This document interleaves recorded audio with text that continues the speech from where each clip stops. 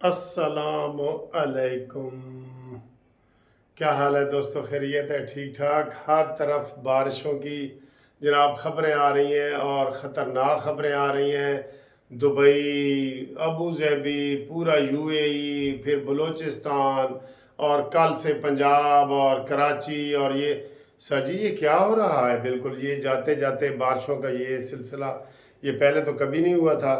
بہرحال اللہ رحم کرے۔ اس دفعہ تو اس سال تو سب سے زیادہ آسمانی بجلی گرنے سے جو ہے نا لوگ فوت ہوئے ہیں۔ آپ کو پچیس لوگ فوت ہوئے ہیں۔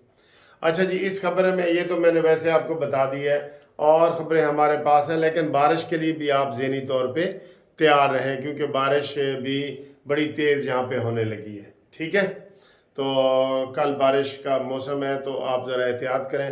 بڑی خبر یہ ہے جناب، کل کے نا ہم بڑے پریشان تھے کہ یار فیض حمید کو دھرنے والے کیس میں کلین چٹ مل گئی، اور یہ کیا ہوا، اور بڑے کی کوئی پوچھ گچھ نہیں ہو سکتی، یہ پاکستان میں ایسا ہوتا ہے، اور جو جرنل ہوتا ہے، میجر ہوتا ہے، جو جناب میجر جرنل ہوتا ہے، جو جج ہوتا ہے، اس کو کوئی پوچھ نہیں سکتا۔ تو آپ کو بریکنگ نیوز ایک دے دیں کہ جنرل فیض حمید سابق D G I S I کے خلاف باقاعدہ فوج نے انکوائری کمیٹی بنا دی ہے، اور انکوائری شروع ہو گئی ہے، اور اس کمیٹی کا سربراہ ہے موجودہ جرنل۔ ہاں جی، میجر جرنل ہے موجودہ جو کمیٹی کا سربراہ ہے، اور یہ فوج نے بنائی ہے۔ یہ کوئی ادھر ادھر کی وہ نہیں ہے۔ بس اس کو آپ یہ سمجھ لیں کہ ہفتہ لگے گا، اور ہفتے میں ہی کچا چٹھا نکل آئے گا، اور اس میں 100% فیض حمید کے پھنسنے کے چانس ہو گئے ہیں، اور اب وہ اس سے نہیں بچ سکتے۔ اور یہ جو کمیٹی بنی ہے نا، اس کی تفصیل کچھ اس طرح ہے کہ ایک نجی ہاؤسنگ سوسائٹی ہے، اس کے مالک نے سپریم کورٹ سے رجوع کیا تھا۔ پھر سپریم کورٹ نے کہا تھا کہ جی بالکل ان کے خلاف انکوائری ہونی چاہیے، اور اس انکوائری کے اوپر اب سپریم کورٹ کے فیصلے کے اوپر عمل ہو رہا ہے، اور عمل یہ کر رہی ہے فوج کے موجودہ جرنلز، موجودہ فوج کے سارے آرمی چیف، سارے ہی آپ کہہ رہے ہیں، فوج نے ہی کمیٹی بنائی ہے نا۔ تو اب اس میں اس کے کوئی بچنے کے چانس نہیں ہے۔ دھرنے ورنے میں تو تھا نا کہ معمولی کوئی جرمانہ ہو جائے، کوئی ایسی بات ہو جائے، اس میں تو اس کو سیدھی بہت بڑی پینلٹیاں اور جیل اور سارا کچھ اس کو بھگتنا پڑے گا۔ ٹھیک ہے، تو یہ ایک بہت بڑی خبر ہے جو ہم آپ کو بتا رہے ہیں کہ جنرل فیض حمید سکنجے میں آ گئے ہیں، سکنجے میں آ گئے ہیں۔ اس کی انشاءاللہ تعالی مزید تفصیلات بھی آپ کو ہم بتائیں گے، لیکن آپ کو بڑی بریکنگ یہ نیوز دے رہے ہیں کہ یہ ہو گیا۔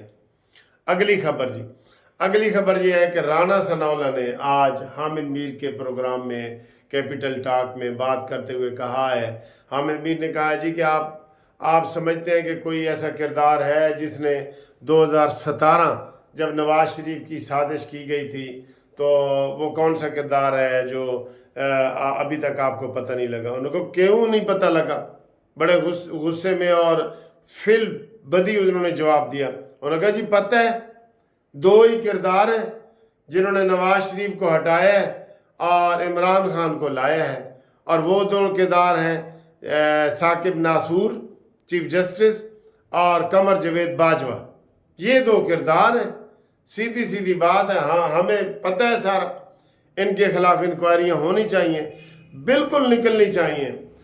سر جی آپ مانے نہ مانے، ہم نے بڑے نواز شریف صاحب کو یہ مشورے دیے تھے کہ ان کا جو بیانیہ ہے ووٹ کو عزت دو۔ دیکھیں اس الیکشن میں کہیں بھی ووٹ کو عزت دو والی بات کا ترانہ اور بات نہیں کی گئی، یہ آپ مانتے ہیں نا؟ بس ادھر جب آپ یو ٹرن لیتے ہیں نا تو پھر عام عوام لوگ مایوس ہو جاتے ہیں۔ وہ 5 کردار ہیں جن میں یہ فیض حمید، قمر جاوید باجوہ، ثاقب ناصور، کھوسا، عمران خان، ان کے خلاف انکوائریاں کریں، اپلیکیشنیں ڈالیں۔ یہ سارے کے سارے پھنستے ہیں، انہوں نے آئین کی خلاف ورزی کی ہے، ان سب کے اوپر آرٹیکل 6 لگتا ہے، میں آپ کو بطور وکیل بتا رہا ہوں۔ لیکن سر جی کوئی ہو نا، آپ رانا ثناءاللہ کھل کے یہ بات بتا رہے ہیں، اور آپ کیسے بتائیں؟ اور میں جو پہلے آپ کو 2 دن پہلے میں بتا رہا تھا، آپ صبح بھی رانا ثناء اللہ وہی بات کر رہے تھے، میں نے کہا مولانا فضل الرحمان صاحب کو مناؤ جلدی مناؤ، بر وقت مناؤ۔ رانا ثناء اللہ نے بھی وہی باتیں کی ہے صبح ٹی وی پہ، انہوں نے کہا جی بالکل نواز شریف صاحب کو چاہیے کہ وہ مولانا فضل الرحمان صاحب کو منائے، اختر مینگل کو منائے، محمود اچکزئی کو منائے۔ انہوں نے تو یہ 3 بندے کہہ دیے ہیں، اور میں کہہ رہا تھا کہ یہ لیول نواز شریف کے لیول کی کہانی ہے۔ ایک کھانا آپ نے مولانا فضل الرحمان صاحب کو نہیں بلایا، ایک افطاری پہ نہیں بلایا، یہ غلط ہے نا، آپ بلائیں ان کو۔ جب بندہ کسی دشمن کو بھی بلاتا ہے نا، میں آپ کو ایک بات بتا دوں، تو وہ بھی دشمنی میں اس کا غصہ کم ہو جاتا ہے اور تھوڑا سا نارمل ہو جاتا ہے۔ آپ کسی سے بات تو کریں، پتہ لگتا ہے کہ آپ کا قصور ہے، کس کا قصور ہے۔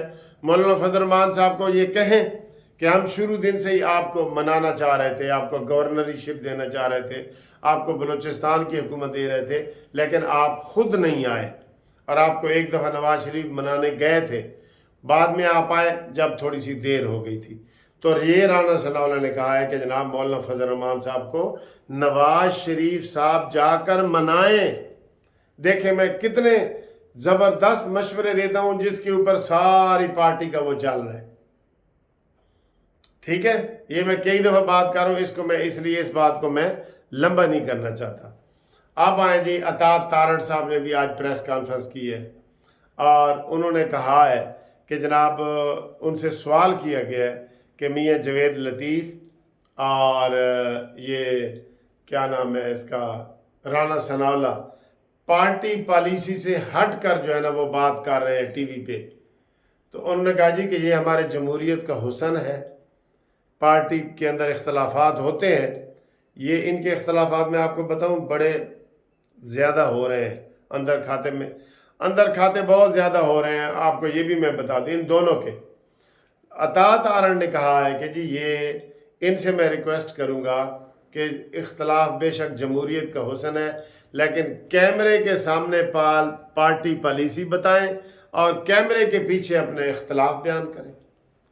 اچھا بیان ہے، میں اطاعت تارڑ صاحب کا یہ بیان جو ہے نا وہ اس کو بہت اچھا اور خوش آئند ہے کہ انہوں نے بڑے اچھے الفاظ میں یہ کہا ہے کہ جی اختلاف کرنا بھی ان کا حق ہے، لیکن اگر وہ پارٹی میں ہیں تو کیمرے کے سامنے پارٹی پالیسی بیان کریں، کیونکہ یہ دونوں جو کردار ہے نا میاں جوید لطیف کا اور یہ رانا ثناء اللہ کا، یہی کہہ رہے ہیں کہ جناب یہ